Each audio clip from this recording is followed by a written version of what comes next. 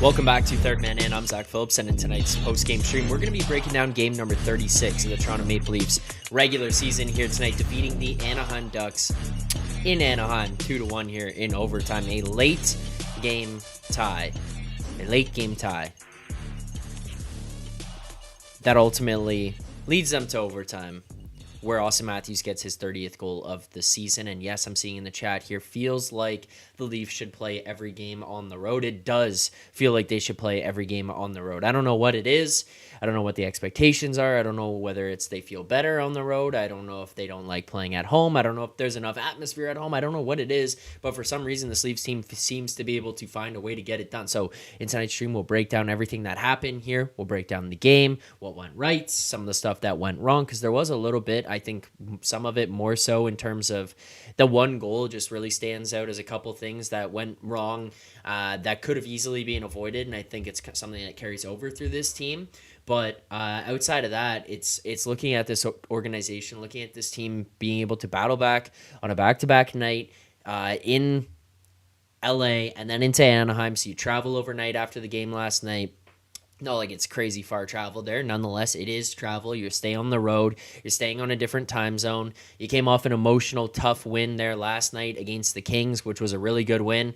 I was going to put out a video here today, but then when I saw that the time of tonight's game was at 9, I decided, you know what, we can kind of double into all of these into one here and kind of break down this whole road trip. And based on the way that the Leafs are playing here tonight, it wasn't even really one where I was going to come on and like one game was really good, one game was really bad, and we were going to have two different reactions or results or thought processes on either of them. I think in general, we probably would have just came away from this one for the most part kind of sitting here saying, well, that sucked, just having that result. Like Lucas Dostal, he's had a pretty decent season. The Leafs generated a ton of opportunities. My only knock on them in terms of those opportunities, it did feel like a lot of them were into the chest or into the middle of the net. I don't know. Maybe it was just Dostal's ability to get into position, whether he was just reacting quickly, moving quickly, and was able to kind of get in the way, cover things up a lot. But regardless, he played really, really well. The Leafs played pretty well, I think, as well. You battled through some adversity. Now, the one thing that I would kind of say here, and this is not a knock on the team, on the players themselves or the way that they played here tonight, but the one knock that I would kind of throw at them in terms of what went on and why this feels a little bit different or was a little bit frustrating heading into the game. Ultimately, doesn't end up being it that way, but we'll see what happens in terms of how this plays out over the next little while. I could not believe Sheldon Keefe started Martin Jones. I know that some people online had some different opinions on it. I genuinely could not believe that they did that. First of all, he's your guy that was your third string goalie, who now is at bare minimum your backup goaltender, because Samsonov is gone. Like, Samsonov is down in the Marlies. He's going to be there for probably a little while. He's going to take some time off and not play. Then on top of that, you probably don't really expect him to actually even come back at all, because I think that they're going to look at this, and no matter what happens in the Marlies, in the back of your mind, you're always kind of sit there and look at Samsonov and be like, what if when he gets back here, what if when he gets back, things fall off a cliff here from what he was at in the AHL, like even if he does play well there, and then he comes back and he's ruined, and now you've got all this you've got all this pressure put on him, and then he can't play. He doesn't do well when he gets back to the NHL level. Now they're going to sit there with this salary hitting against your cap, the percentage. It's going to be closer and closer to the deadline. Do you want that eating space? Do you want that eating things up? Are you going to now have to pay more expensive price to get rid of him and get rid of this ticket when right now it's kind of limited? Now you're looking at Martin Jones. You got to protect this guy. And I see a lot of people in the chat saying it, and I'm 100% in agreement, 6 1/3 saying it. I saw some other people earlier. I see Duke saying it there. Or why would you think? It doesn't matter if he's seen NHL shots or not. Like, Duke, the problem here for me is that he's going to have to face NHL shots at some time. Does he want to be an NHL goalie? Well, you have to face NHL shots, and you're never going to know if you can save them or if you can battle through them if he doesn't get in net and try. So we're going to sit there and protect this guy based on like, oh, he hasn't done it. And I know I see Daryl there saying, nah, bro, Jones is an actual proven 10. He played fine last game, not overworked. I'm not saying it has anything to do with last game. And I'm not saying he looked bad here tonight. I'm saying leading into the game, I was confused and or concerned about their use of him tonight. I just was, because he is an older goalie, and there's a chance here that this is the guy you have to rely on come playoff time. Like, you have to rely on him. So, I don't know. Also, Duke, the disagreement there for me would be where you're saying face them in practice. You have Austin Matthews to practice with. I get it, but it's not game style shots. Like, Ilya Samsonov was in practice with these guys, and they're sitting there with all these reports, whether it's from Masters or Sonus Jeagle, or if it's Keefe talking about it in the media, or the players talking about it, saying like, he looks really good in practice, he looks really good in the media, or in the warm-ups, in these skill sessions. That's kind of where it is, and it's just like, you're playing Anaheim on a back-to-back. You probably don't need to risk Martin Jones going in there. I do agree he looked fine here tonight. I agree that it pays off. You get the win. I'm not talking about the result of this. I'm talking about the overall thought process of it going in. I was just surprised that that was the case. I was surprised that they kind of said, hey, you're going to go back in here right after, given your age. Like, I think he's earned the net, he's earned the position, and earned the right to be the top guy. I just was very confused at the fact that they were like, hey, this 35-year-old, 34-year-old, whatever, has to go back into the net. And the idea of protecting Hildeby here, to me, I think is a little bit ridiculous, and kind of just goes to the whole point of, like, in a way, you are kind of coddling the organization as a whole. I don't want to say like these guys, but like, you're kind of, there's been a nature of coddling going on here. And I think that kind of spills over into tonight and why you won't play Hildeby. I don't know. It's not really that I'm sitting here saying this guy can jump in, but I saw our friends over at the Rink Rat tweet as well the other day. They're like, look, the other thing here with Hildeby is it's not like you're bringing this kid out of the OHL straight into here. You know, you're taking a kid that played pro over in Europe, pro now in North America. Now you're going to elevate him up to the NHL. You're just kind of expecting some of that out of them. And you also, on top of that, should be able to hope or expect that your team will play well in front of them. So, I don't know. That's kind of where I'm at. I was thinking that ahead of this, and I know that people are looking at this after and saying he looked good tonight. He looked solid. I'm not comparing this to Samsonov. I'm not comparing this to Wall. I'm not at all. I'm literally only discussing the risk factor that was involved in playing Jones here tonight. That's all. My thought process going in was just, I don't know if there was a need to do this. You're gonna throw a guy in there on the night after a shutout. So, do you need to risk it? Risk injuring this guy or having an injury with your goalie that you're basically banking on to save the season now? That was my thought going in. That was my concern. All right, I see there's 110 people watching. I appreciate everyone who is watching right now. This is a late one, 9 p.m. start time for the West Coast game. I apologize for last night. Wasn't able to do the stream last night. I was sitting here. I didn't schedule a stream because I was thinking, all right, if I can make it through, maybe I'll do something, even if I do something short. This is for last night's game.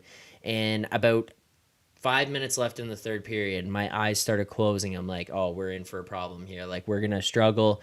And then basically by the second intermission, I realized there was 0% chance of a stream happening after last night's game. And then about 5 minutes into the intermission, I was out like a light. So there was just no way that a stream was going to happen. But I appreciate everyone who showed out here tonight, pretty much proving to me, at least, that no matter what goes on with this team, you guys will show up.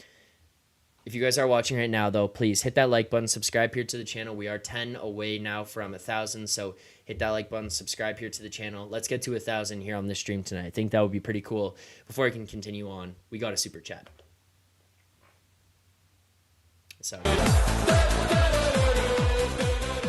all right, super chat here. MNH Crush. MNH, thank you for the super chat. As always, I do appreciate that. MNH saying, weird to say, but Leafs deserve to win that game. Love your thoughts. Would love your thoughts on the hit and the misconduct. Okay. So, in regards... Okay, yeah. First comment, weird to say, but Leafs deserve to win that game. I would probably agree. I think they dominated play. I don't think the goaltending on the Leafs end was bad at all. I think there was one play that was not great by Jake McCabe. That obviously leads to Anaheim being able to go back the other way where there's a turnover in their own zone, go down the wall, nice pass made across. You got guys, everyone is going up ice there. And the worst part about that in that situation when you're in your own zone is when you're going up ice like that, you're going to have your forwards leading out of the zone. Like, you cannot reasonably expect them to be holding back for you because they need to be up ice outlets for you, leaving so that you can advance the puck. And the McCabe play there, he doesn't make the play. There's a big cluster of players that gets run into, results in a turnover. And with that, if you've got all of your forwards leaving the zone, now they have to hit the brakes while Anaheim was kind of coming in and pressuring with a little bit of guys dropping back there. So now they're able to go the other way on an odd man, make a nice play across. Bertuzzi potentially dives a little bit early to try to get out for that one. As you see, he basically ends up on the ice from what felt like the top of the circles all the way into the blue paint. Regardless, look, bad or tough goal against. It's not on Martin Jones really there either. That's a tough save to have to make, tough way to have to respond to that. It gets dished across. Vetrano grabs it on the far side. Jones is basically going across thinking he's got to make a backdoor, like empty net save. And as soon as he gets across to go square up to the guy, he's going back around the other way to tuck it into the net. It's tough. It's a nice goal by Vetrano. It's a nice pass across by Anaheim, being able to turn it over and go back that way. But it ultimately was a mistake by Jake McCabe in his own zone on the zone exit with the puck there. So that's what leads to that. Outside of that, Leafs generated a ton of opportunities, as we've said here, a ton of shots on goal. Probably some of them, maybe you don't shoot it in the chest, but outside of that, like the actual opportunities that were created felt pretty dangerous. Like it felt like at any given moment they actually could score. So I enjoyed watching for the most part what this team did here tonight. There was a lot of times where they looked really, really dominant. Now, here's what I would say in terms of the hit. This is going to be something that is very controversial over the next little while. It's something that will continue to be, and it's going to be something that will get me probably pretty animated, as if those who know me or have seen me on this channel in years past will have known, or on the live streams or on the videos. I would like to preface this by saying, first and foremost, I do think that was a penalty. It's definitely roughing or boarding, It's definitely a boarding penalty. I have no problem with that, but that's got to be a 2-minute boarding penalty. 5 in the game, I think, is ridiculous. And there's a few different reasons I would say this. First and foremost, the guy's like skating through the neutral zone 5-6 feet away. I don't know, maybe plus away from the boards. He's not really in the danger area until he puts himself in the danger area. Now, there is an onus on the player giving the hit to make sure that you are going to not injure or avoid injuring the opposing player or the player with the puck carrier, whatever you want to call them. You do have to make sure that you're not going to just blow through guys' backs or blow through guys with their heads down and stuff. You do have to be responsible for the safety of other players on the ice. I would 100% agree with that. So that's what I'm kind of saying here. It's tough. This is a little bit on Bobby McMahon there, but I think that the Anaheim Duck player put himself in a little bit of a vulnerable position at the last minute. It felt like he was not anticipating a hit. I feel like that's a lot of what's gone on in the change of the NHL in terms of it just seems like these guys don't know how to take hits anymore. When I grew up playing minor hockey, when I'm sure a lot of people here did, you used to go to camps where you do hitting clinics, how to take a hit, how to look for hits, how to understand and interpret hits coming and make sure you're braced as best as you possibly can be for those hits. So there was a lot of those. Going on. Jeremy, I will get to that. Now, I think that the other reason here that I'm going to be so frustrated with this 5 and a game call is going to lead me down a little bit of a rabbit hole. So if you guys are prepared for this, it's not going to be as much about the game tonight. It's going to be a little bit more on a statement of the NHL as a whole and some of the people running some of the things. Before I get to that, I see we got 50 likes here, so I appreciate everyone who did like the stream here. Everyone watching right now at, 12:20 Eastern time. Thank you guys very much. Okay. The NHL is a completely inconsistent joke of a league when it comes to protecting players and officiating the games. I think it starts at the top. It starts with Gary Bettman. It goes down to George Parros, and then it goes right down to the refs on the ice. I don't know if it's just because we get a billion replays, so it's harder for the guys on the ice to call things in real time.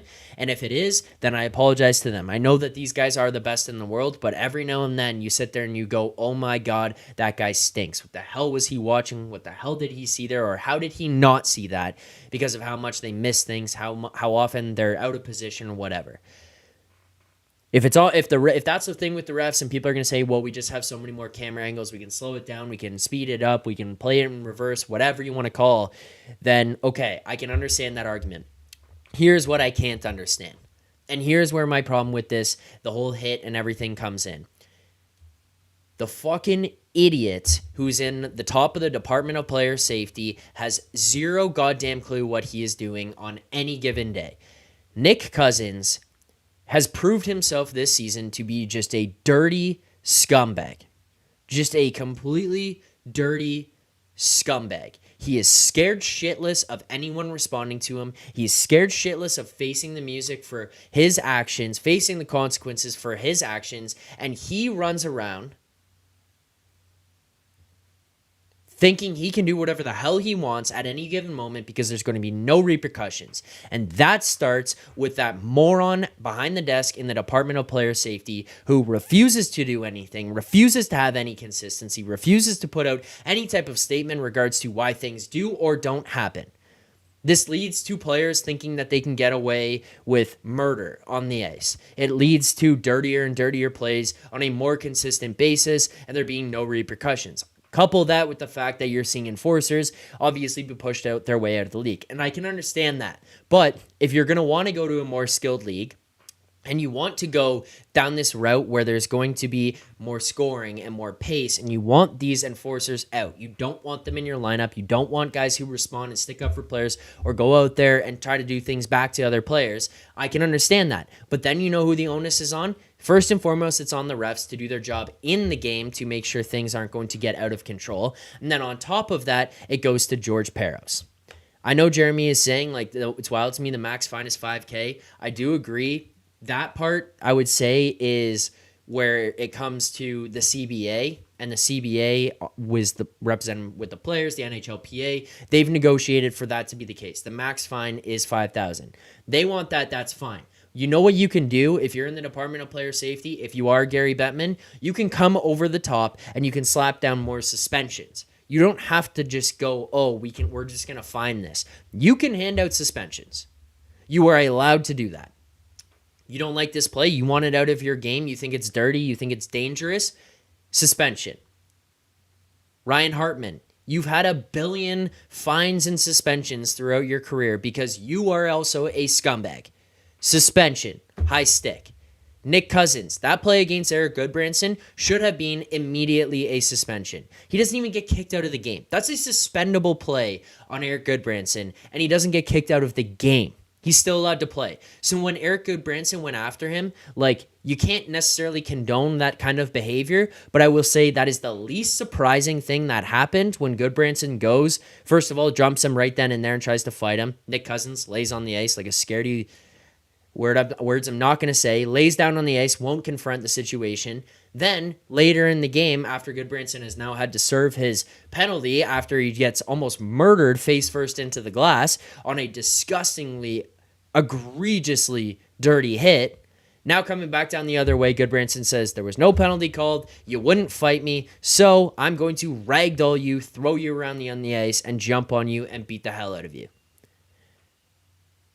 I don't necessarily think you should be jumping guys and beating them up. But what I would say is that if the NHL is not going to do their job in policing the game and making sure players stay safe, this is what you can expect.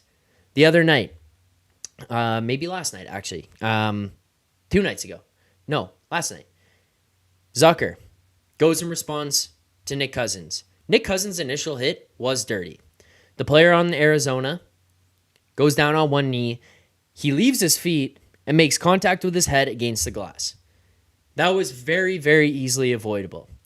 It's now known around the league, amongst players in the league.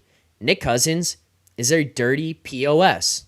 So what do you think is going to happen when you see that play unvelope or develop? What I don't know the terminology there. You see that play unfold, and then you see the guy's back, and you see his number. You see Nick Cousins.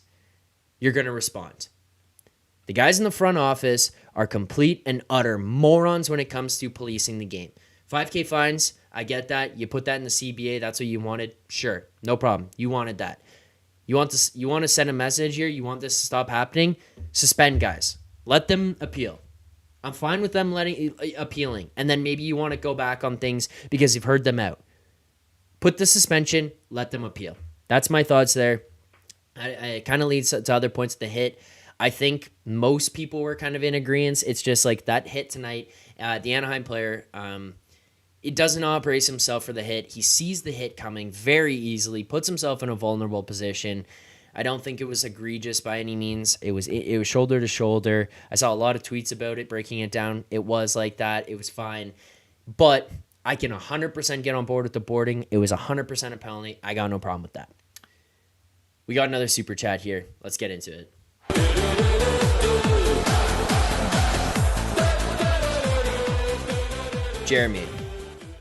Jeremy, thank you very much for staying here for this, for the stream right now. I know that you're going to be in the other stream that I'm doing tomorrow morning, and Jeremy will have given an inside joke here, so if people don't understand this one, then all I'm going to say is tomorrow morning, 10:30 a.m. Eastern Time, you got to tune into Edgework. NHL betting show, break down the games, break down analytics of these teams, the directions they're trending. It's more than just betting. You can take away general hockey information as well from it, I think, for the most part. I host it. I'm not necessarily an analyst in it. I don't give out bets or anything, but I will be there Monday through Friday, 10:30 a.m. Eastern Time. Go show some support to that one as well. So thank you. This is an inside joke here. I appreciate this, Jeremy. How many units do you think Todd Cordell won on Matthews and Nylander shot props tonight? Jeremy, I don't know if you saw, Todd had a baby. Congrats to Todd. But I would say that if he wasn't exhausted and had an opportunity or had some time to go and take a look at the shot props and the shot markets today, I would say he probably did pretty well. I was looking, there was some cheap 4.5s on Matthews I grabbed. There was some plus money over 5.5s that I grabbed that I think were a little bit off.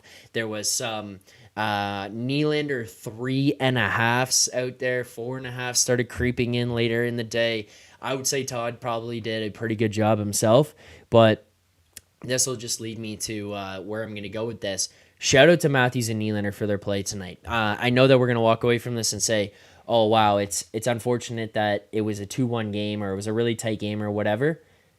Look, I'm looking at this right now. Shot attempts in Anaheim. Matthews 20, Nylander 15. Going into this game, you could kind of feel like this was going to be the case for Matthews here, where you're thinking about, hey, he doesn't score last night in LA. He's been on an absolute heater at this point. I mean, you could kind of feel it where he goes into these games and it feels like he's just going to take over. It's not like he put up like a massive 3, 4, 5 goal performance here tonight, but what he did do is feel dangerous every single time he was on the ice. Every single time he touched the puck, he made a play. He starts advancing up the ice. It felt like Austin Matthews was going to have a chance to score or create something. Like he felt very, very dangerous here tonight. Very similar for Nylander. On top of the fact that he just had that many shot attempts, it wasn't just shooting the puck.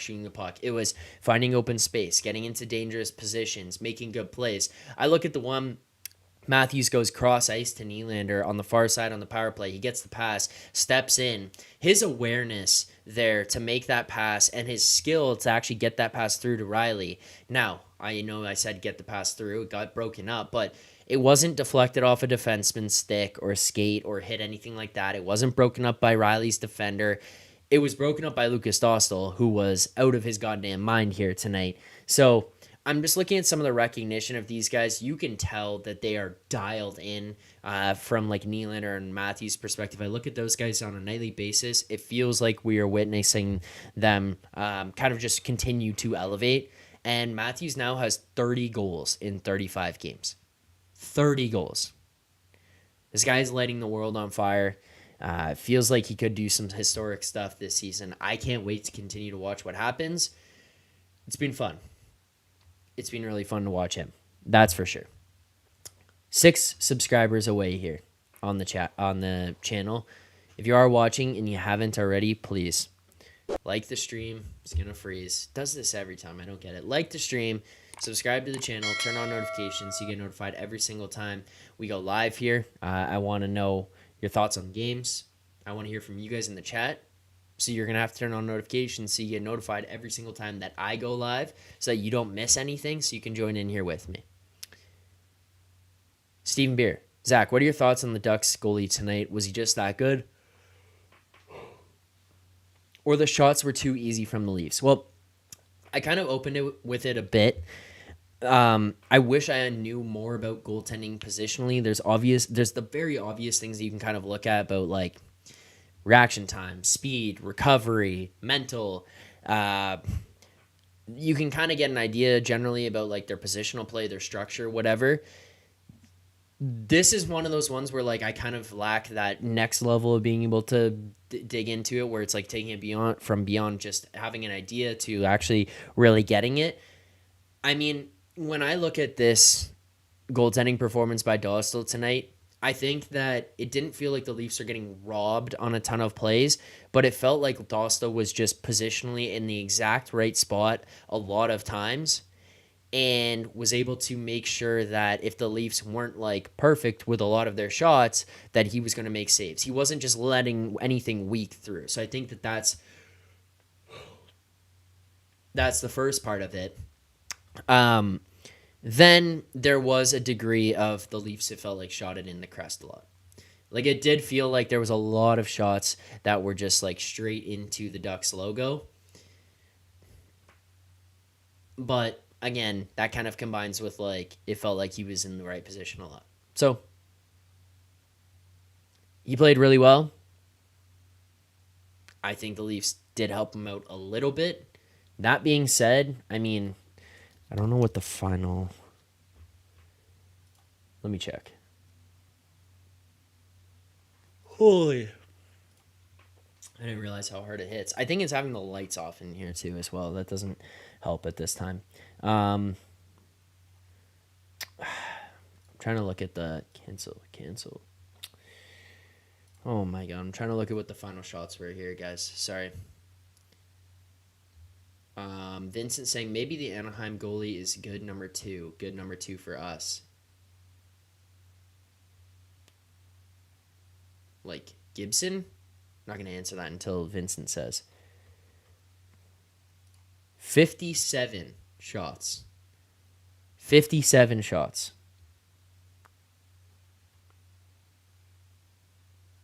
Wow. Looking at this shot chart is pretty insane too.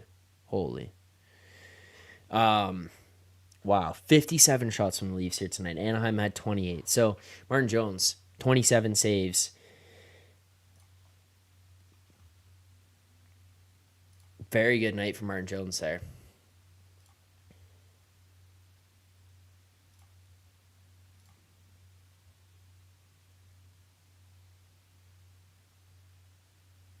Trying to look at this box score quickly. Sorry, guys. 964 save percentage. Dostal, 965 save percentage. Like, the guy made 55 saves. The Leafs had 57 shots. Trying to see Vincent's comment if he followed up there. Meant the goalie tonight. Dostal, no. Also, the other thing I would say is there's 0% chance Anaheim is going to trade him. I don't think that's a guy Anaheim would trade. I think that's the guy that they look at as the piece that would be up with them in the future. I think that's where I push back on people when they're like, oh, Leafs should trade for Carter Hart. Leafs should trade for Carter Hart. Philly's not going to trade that guy, right? Like, you would have to give a piece, or you would have to give an offer going to them that would be so good that they can't refuse it to move on from Carter Hart, especially with that team, with that history, having messed up on so many goalies in years past, having moved on from guys who just go on somewhere else to become incredible, giving up on young guys, whatever it is, like, not good from that standpoint. They're not going to move on from Hart. I think Anaheim looks at Gibson here, and they think he's going to be on the move at some point, or they hope he might be on the move at some point, especially considering his timeline and this team's timeline are not going to really line up. Like, he's going to probably have to move on much before this team is at a point where they're going to be competitive again. Does he want to be around that? I would think probably no, based on his history, based on some things you've heard from him. I think he was probably likely to move on, which means that Anaheim's going to be sitting there looking at their goaltending situation going, who's going to be here for the future? Who's going to be the guy that's with us moving forward? And to me, it's just really not John Gibson, and that would mean if you're going to look at your goaltending prospects, you're not going to be willing to move on from this young kid who's sitting up with you right now, who's been an AHL All-Star, has found himself into your NHL roster this year. He's not playing terribly. He is playing on a terrible team. You're not going to really want to move away from them. Gord, shout out to Gord in the chat. I heard there was an earthquake as well. I'm glad to see you're doing okay, or you're out shopping with the family and you're here in the chat. So thank you very much for doing that. For those of you who are in the chat right now watching, please hit that subscribe button. Subscribe here to the channel. We are still trying to get to 1,000 subscribers. I think that on the screen is accurate there. So 5 more. Continue to hit the subscribe. Let's get these numbers up. Let's push it up. Let's get to 1,000. What else did I have here for tonight? Oh, okay. I do have to say this. We have to bring this up. We talked about a lot of good things that happen here. Also, before I continue to get into this, please, if you're watching, hit the like button. Hit the like button. It'll help bring more people into the chat, help continue to grow the show, help continue to grow things, and we can get to that 1,000 much, much sooner. So hit the like button, subscribe here to the channel. Let's get it going. Turn on notifications, turn on the bell. You get notified. Videos, streams, YouTube shorts, whatever, all that good stuff. You'll get notified. I apologize for continuing to do this in promo. I know someone commented on the last video and was mad that I was asking for subscribers and likes. For the time being, I'm going to continue to do that, especially on these live streams. We'll throw one into a video, but for these live streams, I'm going to ask you guys. It's more because people filter in and out of the show as things go along. So if you've been here and you maybe forgot or don't realize you're not subscribed, maybe you get a little bit of a reminder and you click one and you're in here. So that's kind of what I'm asking for. I apologize, but let's get these numbers back up and then I'll shut up about them. All right, the one thing I did have a concern with, it was a guy who was really bad on Saturday. He was really bad on Friday. I hadn't really discussed it too much in the post-game shows on those. He didn't really necessarily bother me last night or tonight too much, but he still doesn't look good, and it's really concerning to me for long-term thoughts, long-term processing of this, and how will things go, how will things play out especially when it comes down to playoff time and stuff, is TJ Brodie. Are we expecting TJ Brodie to kind of just get back and get better?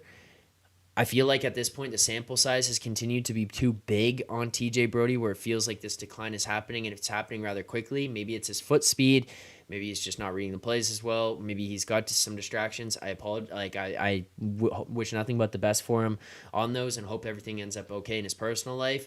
But nonetheless, when you're going to look at the level of play on the ice, you can tell things have tailed off. And I know people say, 36 games, it's not like it's the end of the world. Like, I know we look at a guy like Marner, it hasn't necessarily played that great. To this point in time, we obviously know he can turn things around. He is also young. TJ Brodie's not. TJ Brodie is on the older side. He's in the back end of his career. Not even back half, back end. He's on the last 3 holes. He's about to finish this thing off here, it feels like. He's getting that close. He's kind of been declining now for a little while. Over the last 2 seasons, we've seen slight declines that have started to kind of rapidly increase as the end of the season has come along. And this season, it just feels like we're continuing to watch the same thing. It feels like we're continuing to be in a position where we're looking at him out there, we're looking at this team and being like, we really need some top 4D. And a guy who was expected to be one and expected to be one of those shutdown guys, a top performer, a guy you could rely on night in, night out, it's just not really there, or not really being there with TJ Brodie. And you just want and need a whole lot more out of him. So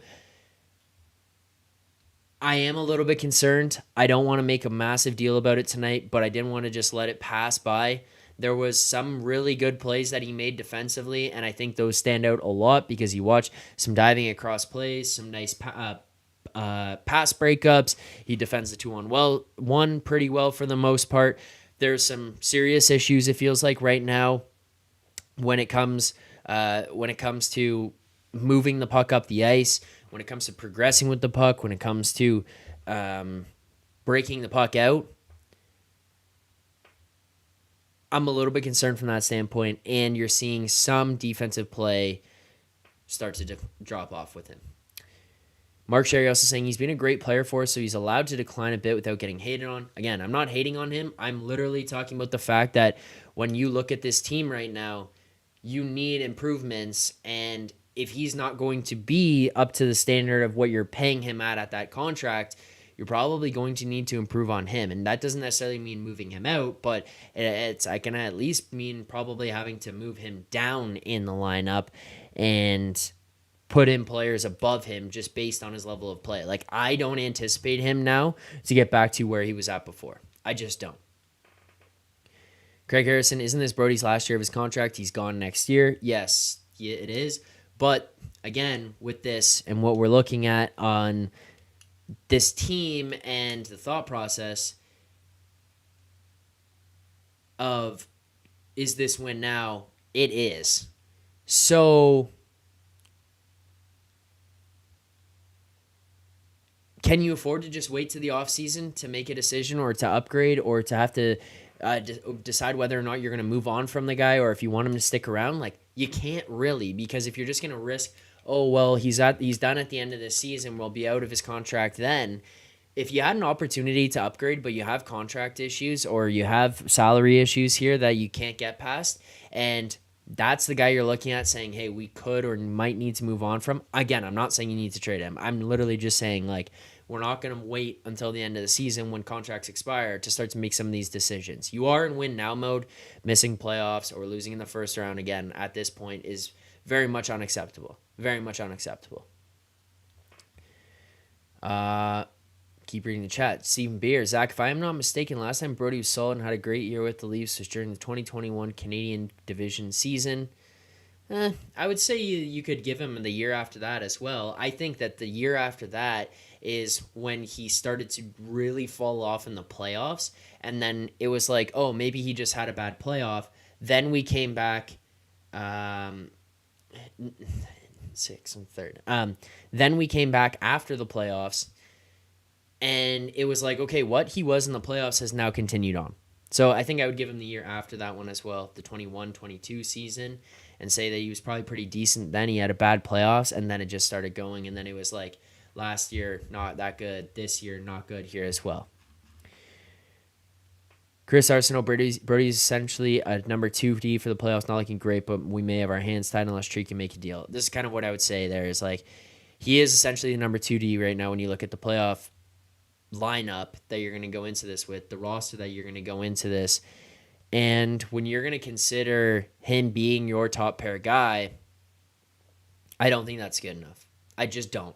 I don't think it's good enough from a whole team perspective. If you're sitting here saying that's the best guy that we can put into the top 2, I don't think it's good for a matchup perspective, a minutes perspective, anything like that. I feel like you're going to constantly desire more. Herlocker 66, 3 more subs. Let's go, please. 3 more. Let's get to 1,000 by the end of the stream here tonight. I want to see 4 numbers across that screen. We've never seen it in the corner. It's always been 3 here on the channel, always been 3 in these live streams. I appreciate you guys all showing out here tonight. It's pretty cool. I didn't think everyone was going to be on following a late night game over on the West Coast, but you're here. You showed up. Thank you very much. Okay. We need to have this discussion. I assume he's probably going to be back in the lineup if one of the other guys comes out on Saturday. Nick Robertson obviously comes out of the lineup tonight. Now, there's 2 parts of this. Do I think that... How am I going to word this? I'm going to be careful because you guys will jump on me a lot of times if there's improper wording, and I can understand that, but... Do I think that Nick Robertson necessarily has earned a roster spot based on his overall level of play this season? Probably not. It's probably not good. He doesn't deserve to be given the benefit of the doubt, is what I would say, based on his overall body of work his entire time in the NHL. But what I would say is that it feels weird to take him out after the game he had against Carolina the other night. I don't think he played a poor game last night. He didn't feel out of place or anything, or like he was getting picked on last night against LA or being a massive issue for this team. And then to just do it the next night, like, felt weird.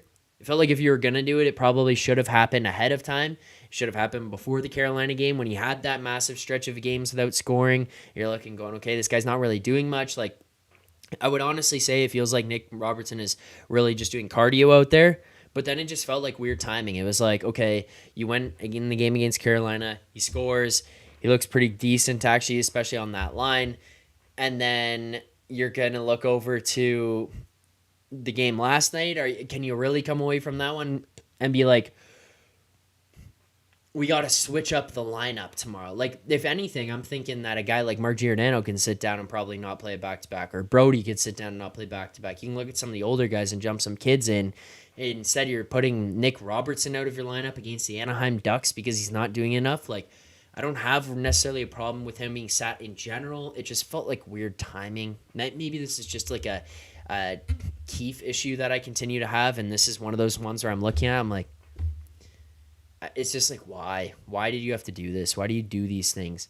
But in terms of his overall body of work, look, he's doing cardio out there, guys. He is. He's not really getting too much done. He hasn't felt all that dangerous, I would say, on a nightly basis or even shift to shift. Like, he just doesn't. I think the guys on his line, I think Yarncrook and I think Domi are playing really well right now. I think they're getting a lot of stuff done. And I don't know. It just... Robertson's not a negative necessarily to me when I watch that line, but he definitely is doing cardio. One more positive here that I'm seeing in the chat. We'll probably wrap this thing up soon. I do appreciate everyone who's watching. Please, if you're watching right now and you haven't hit subscribe, hit the subscribe button. We're 2 subscribers away, guys. 2 subscribers away. One last thing on a positive note. Then we get to our play of the game. Then we close it out with our grade of the game. First and foremost, Simon Benoit. I saw people bringing his name up in the chat. I saw people bringing his name up on Twitter after last night's game. Guys, thank you very much. I'm going to go like this. Let's see if I can get down there.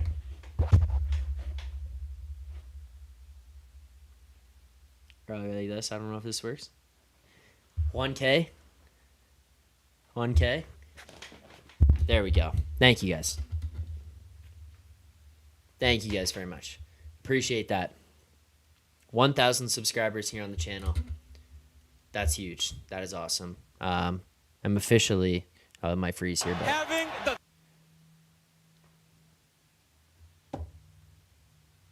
Yeah, there you go. You got the point. Having the time of his life. All right. Having the time of my life. Thank you guys very much. Appreciate that. That's awesome. Let's continue to grow the channel. I will shut up about the subscribers now. I'll let it be. Let's get to 2,000 next, but for the time being, I'm done. I'm shutting up about the subscribers. 1K. Thank you guys very much. I do appreciate it. I'm going to get one more. I'm getting the picture I'm going to put it on my Twitter header there. Like this. This work better?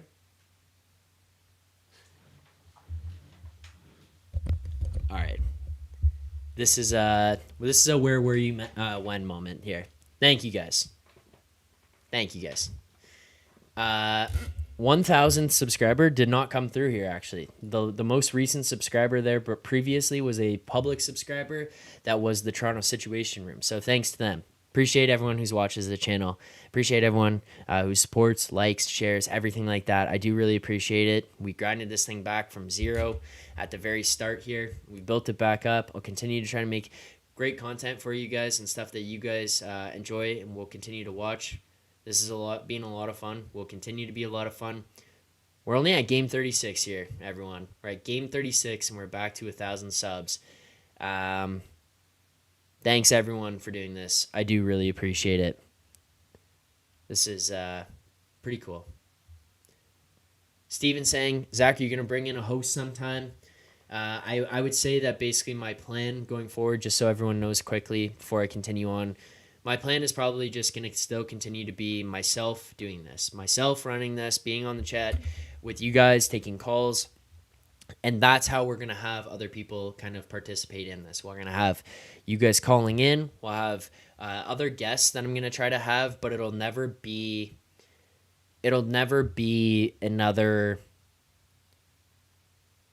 person on a full-time basis, or won't be for a while. I think my goal for this will just be it's me, and we'll have other people rotating through here, but I kind of just want to own this one. I want to blow this thing up on my own. I want to work hard to do this and work hard with you guys, alongside you guys, and continue to try to make content and figure out what it is that you guys like. And handshake line, bring Goody for guest appearances. I do plan on it. The last couple have been tough. I know he's had some plans. I had some stuff come up that got in the way. And then obviously over the last little while, I don't know. Some of the stuff that got in the way, and these last couple of late night games is probably not going to be ideal. So thank you guys very much. 1,000 subscribers. Feels pretty cool. Yeah. Thanks, guys. Wow. All right. All right. Let's get to Simone Bemo. Let's talk about that. This is another thing that was good here tonight. This is another thing that makes us happy. I love this guy. One thing that I keep seeing online is people talking about team toughness. Jason came on and we talked about it a little bit. The one thing that I've noticed with this team, and we kind of had the discussion about with them, is that I think you're starting to see some of the pieces that were brought in by Tree Living seeping their way into the team over the course of the season. I'm not 100% bought in yet, and I don't mean to make this a negative thing, but I'm not 100% bought in yet that the top guys are going to be willing to buy in. I'm not fully there, but I think we have a much better chance of having them buy in, or having as much of the team buy in as possible to start playing playoff hockey, because Tree Living implemented this from the beginning. One thing that we've seen in years past, and I'm not going to make this a issue of who people were in charge or anything like that, but generally what we saw was the most skilled team you've ever seen on paper leading into the season, in the preseason, in training camp, and then basically through from game one till the trade deadline. And then at the trade deadline, they would go absolutely insane and bring in all of these big defensemen to fit into your bottom, big guys to fit into your bottom four, fighters or whatever it would be. And then they would try to just force feed it in late. And then one thing that we always complain about, I know I always have had issues with, and it was something I had an issue with going into this season, I've kind of expressed until we've started to see some of this jump in a little bit more and become more consistent in their play, is even though if you bring those guys in, sometimes it's too late. So now you're just going to have a group that plays with identity A, and then you're going to have these new guys who play with identity B. And then it never gets to kind of collab. It never gets to cross over and get to a point where both sides are able to mesh and both sides are able to adapt what the other ones have to become a cohesive unit. You're doing this with what, like 20 or 30-ish games left in the season? That's a little too late. People were upset with this, most notably Sonas Jeagle and the boys, because they sat here and said Kyle made on the greatest teams on paper. And then it's like, yeah, okay, but then these teams didn't work out come playoff time, and he had to drastically change the way that he had built the team when it came to the trade deadline, because he's looking, going, wow, we don't really have a team that's built to win in the playoffs. So then you kind of flip it over, and you look at Tree Living. Yeah, the team's probably not going to be this crazy Atlantic Division team that scores or puts up like 120 points and sets records and stuff during the regular season. But I think over time, especially as things kind of build in and cross over, you're going to start to see them adapt the right way to play. And they're going to start to adapt this more tough, physically capable, grinded out brand of hockey. And as much as you sat here and said, well, he didn't really do much with the D, I would say he probably didn't. But what he did is bring in the right people. Benoit, Lagesson, tough dudes. Bertuzzi, Domi, tough dudes. I know people don't like it, and I know that the result of Ryan Reaves being here and the contract's probably not great. I think it's actually really good for the team that he's around because he's a character guy. And we've seen this team in years past where it's felt cliquey and like they don't all kind of cross over and work well together. And one of the big things that I've always had frustrations with is it feels like the guys at the top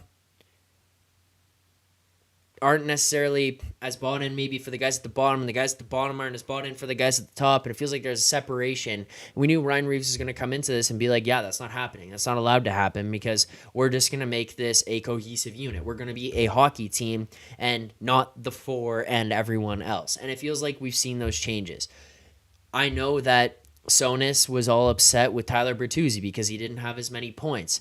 Well, if you actually took a minute to watch Bertuzzi, you would realize how impactful he is as a player. He's an unconventional player who isn't going to go blow you out, blow your mind with the way that he plays from a skill perspective. But if you actually appreciate the game and you understand the value of what goes on in the playoffs, which I think a lot of you, if not all of you in the chat right now do, is that these are guys who come in here and they're playoff performers. They do the right things. He's not going to score flashy goals all the time, but he is a skilled player who's capable of showing and displaying that skill, and he's smart. He's a smart player who is tough as shit. That goal that was scored by Yarncroke last night where Bertuzzi has no glove on.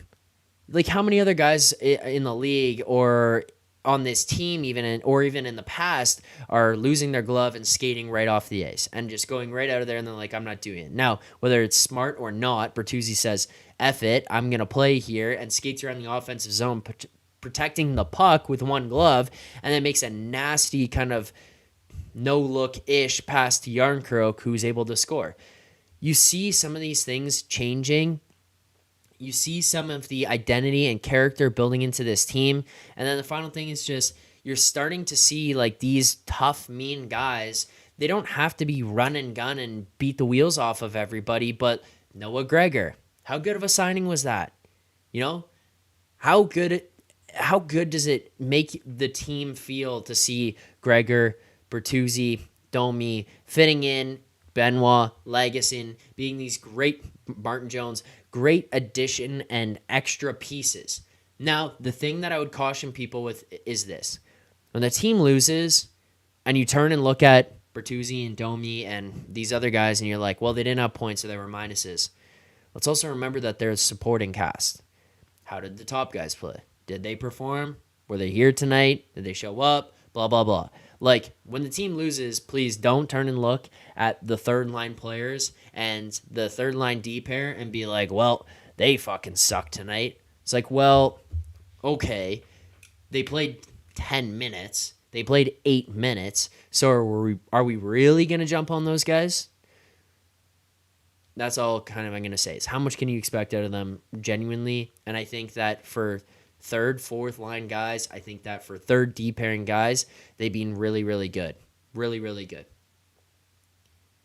Now, the other thing I want to give a shout out to, Benoit, the double headlock on Drew Doughty and LaFerriere last night, where he's dragging them backwards. Man, What a legend. What a legend. All right. 2 more things we got to get into. I appreciate 1,000. Thank you, everyone, very much for getting us to that point. Let's get to our play of the game.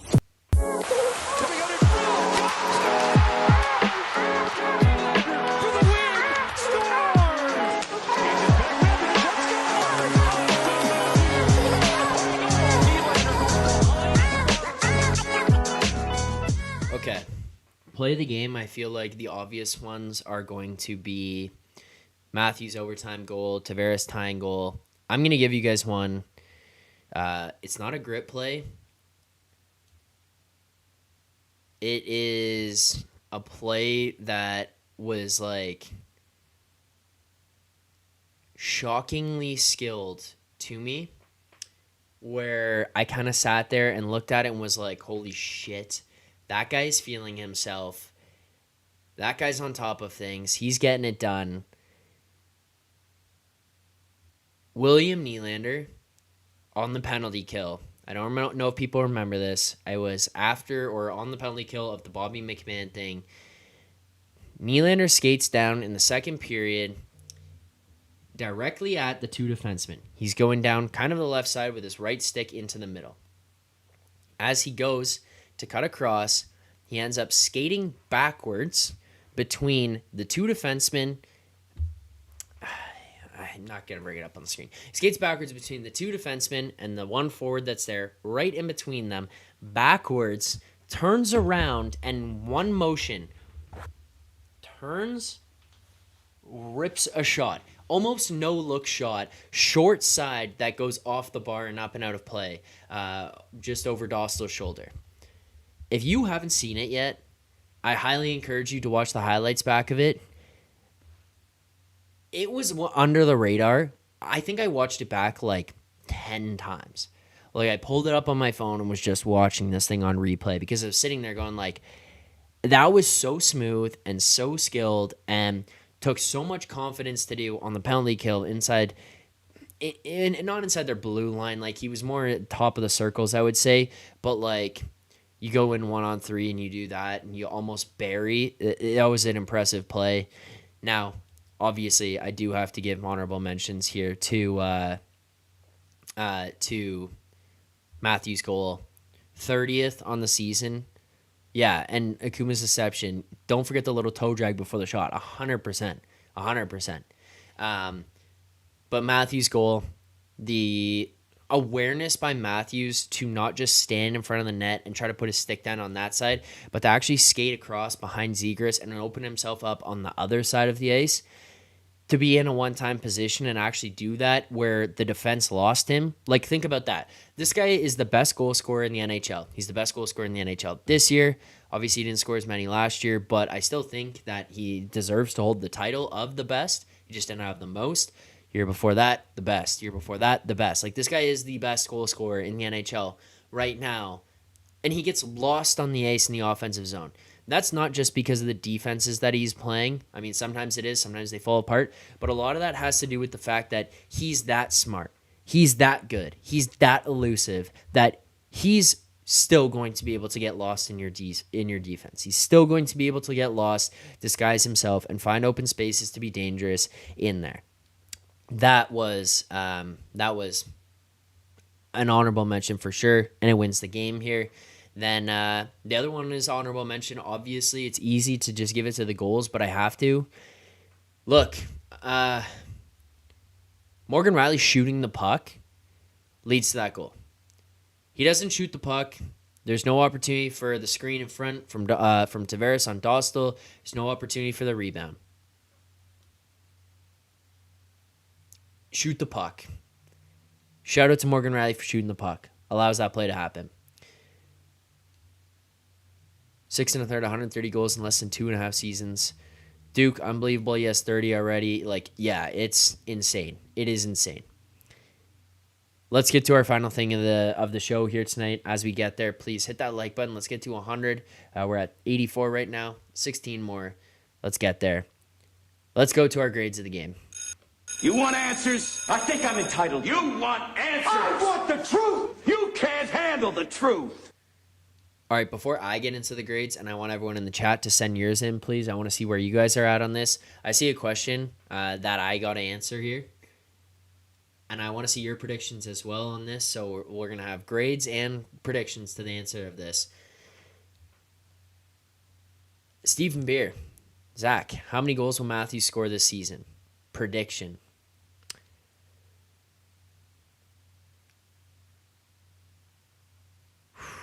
Can I give a range, or do you want an exact number? I think he gets to 70. He's at 30 and 35.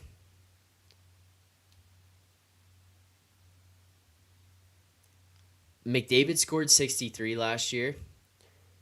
I think that this guy's just on such a torrent pace. I feel like there might be some force feeding of it a little bit late if things like get slow, or if you can kind of sniff it that he's close to 70. To have a 70 goal scorer on your team, or to have scored 70 goals, is something to kind of hang on your mantle, whether you like it or not, whether you think that this is someone chasing a personal accolade or not. If you're sitting there at the end of the season and you're looking at your goals and you're like, I'm at 66, 70 is going to be something that's chased aggressively. He was on pace for 69 on the season heading into tonight. All you got to assume, or you got to hope for, I guess, is you got to hope for health. You got to hope for, if you're going to get to the 70, you probably got to hope for them not scratching guys. I think you need to avoid that. And otherwise, I think he bare minimum gets above 65. I think he gets above 65, but otherwise, I think he might get 70, and then that's it. You're out of there. 70 goal scorer. Put it on the mantle. Rock it. Thanks for coming. All right. Grades of the game. Send yours in there. I want to continue to read them. I'm going to go with an A. Not an A+, an A. I don't think this is a perfect game. I don't think that this is something you can look at and take away from as nothing went wrong, and we played incredibly here tonight. I think it was a pretty good game. I think it's tough. You got to find ways to score there in these games against some of these bottom-end teams, but I don't really think you got outplayed. I think Martin Jones played pretty well. He makes 27 saves on 28 shots. Matthews, 20 shots. Nylander, 15 shots. Like, Matthews, 30 goals in 35 games played. Like, if this guy is insane on goal-scoring ability. You get another one from him there. You get another goal from Tavares. You get another point from Morgan Riley, who's had himself a pretty good season. I think that this was an A. I think that I also probably take away from the coaching decision to go with Martin Jones on the back-to-back. I just don't think you need to play a 34-year-old goaltender back-to-back, especially when you're going to have an opportunity to play against San Jose this weekend, because he could have played against LA, taking the night off tonight, play against San Jose on Saturday. It's a revenge game against his old team or whatever. You need to play this kid at Hill to be at some point, and tonight feels like it probably could have been the right night to do it. It is what it is. Sheldon Keefe, you probably took away from the plus here. The other one is, like, I got no problem really with taking Nick Robertson out in general, but like, the timing of it just kind of felt unnecessary. It's not like it was like the wrong thing to do. It was just like, did you need to do that? Like, on a second night of a back-to-back against Anaheim where you played well the night before and won? Like, did you need to take Nick Robertson out of the lineup? Probably not. He does anyways. Make some decisions I personally can't understand. It is what it is. I'm going to be wrapping this one up here. I'm finishing with an A on the night. I appreciate everyone who tuned in here tonight. I appreciate everyone who got us to 1,000 subscribers here on the stream. Thank you guys very much. Pretty cool moment for myself. Feels pretty good to get that back, grind this one all the way out, and get back to this number. So thank you guys very much. I do appreciate all the support. I appreciate you guys showing up to these streams. Like, I turned this one on, and I think we're going to be sitting here at like 40, 50 people watching a late night stream till 1 a.m. Eastern time. No, There's 150 of you with me for pretty much the whole night here. We're obviously at 130 now, and even that's insane. 1 a.m. Eastern time, 1:10 a.m. Eastern time. You guys hung in there and got it to 1,000 subscribers. I hope you all know I am very, very appreciative of the support. I'm appreciative of you guys continuing to tune in, continuing to watch everything on this channel. Doesn't go unnoticed. I do appreciate the support. I appreciate everyone who shows up. So thank you guys very much. That's going to do it for tonight's stream. Thank you everyone who tuned in here tonight. Thanks for everyone who joined in. Thanks to everyone who shares this stream, all that kind of stuff. Thank you very much for all the support.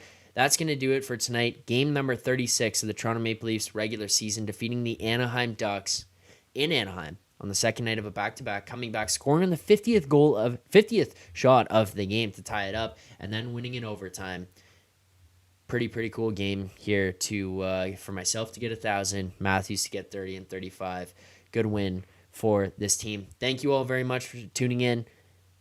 Leafs move to 19, 10, and 7 on the season with this win. Look forward to seeing you guys all very soon. And guys, as always, keep believing.